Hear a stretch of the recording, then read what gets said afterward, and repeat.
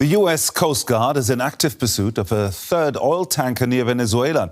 Officials accuse it of evading Washington's sanctions. It's the second such operation this weekend. Caracas condemned Saturday's seizure as a violation of international law, saying it will file a complaint with the UN Security Council. The U.S. has imposed a blockade of sanctioned tankers entering and leaving Venezuela and has increased its military presence in the region, allegedly to combat drug trafficking. And joining us now is Christopher Sabatini. He's an expert in Latin America, the US and the Americas at the Chatham House think tank in London. He joins us from there. Christopher, this latest salvo from the US against an oil tanker in the Caribbean, is this a significant escalation against Venezuela? It is, Gerhard, for two reasons. First of all, the shift to the oil tankers, which started last week, marked a demonstration effect of trying to close down the Maduro government's access to illicit oil revenue. In the first two cases, though, they were targeting sanctioned tankers that had already been sanctioned by the U.S. government for carrying oil from other sanctioned countries, Iran included, Russia, and the like. This current tanker that the Coast Guard is pursuing has not been sanctioned by the U.S. government. It is quite likely carrying oil that is in violation of U.S. sanctions, but it's a different step in this process, as is entirely the shift from what you alleged before was that the attacks against alleged narco-trafficking boats now to trying to cut off the oil exports of Venezuela. So it's a different tactic.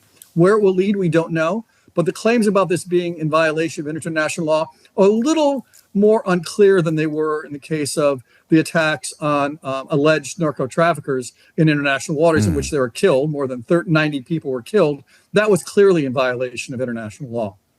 Now, how dangerous is this when you think about its effect on stability in the region?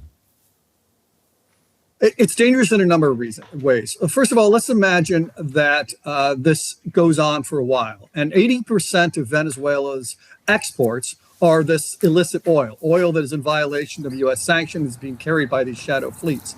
If you cut that off entirely, and if this drags on for a long time, this could lead to a dramatic collapse of the Venezuelan economy, not just in local commerce and not just in terms of international revenue, but Venezuela depends on food imports for its food supply, and it depends on medical imports. So it would be that lack of hard currency would cut off that supply and quite likely create a humanitarian disaster unless there were regime change. But such an economic catastrophe would lead to massive outmigration, could lead to potential civil conflict. But the other question is, if this doesn't work in the short term, what is the next step the Trump administration is prepared to take? I don't think it will invade, but there could be other things which could be in its toolbox, if you will, that will increase pressure on the Maduro government, leading to hopefully regime change, quite frankly. This is a deeply corrupt, autocratic government.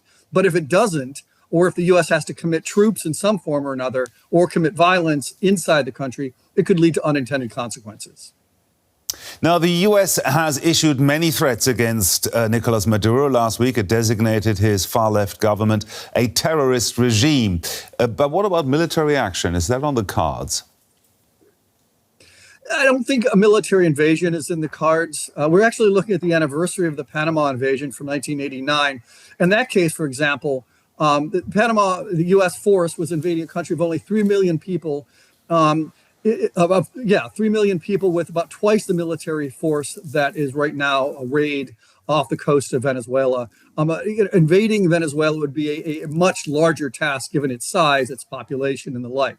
What is possible, however, are a series of targeted missile strikes or drone strikes that could attempt to take out key areas of the military surface-to-air missile sites, maybe some airstrips where drugs leave Venezuela. Venezuela doesn't actually produce the drugs. It's mostly a transshipment point from Colombia, trying to send a signal. And all of this is what is always been the intention, is trying to send a signal that those people around Maduro could be next, and the best way to save their own skins is to basically remove Maduro and stage some form of transition. We don't know if that will work.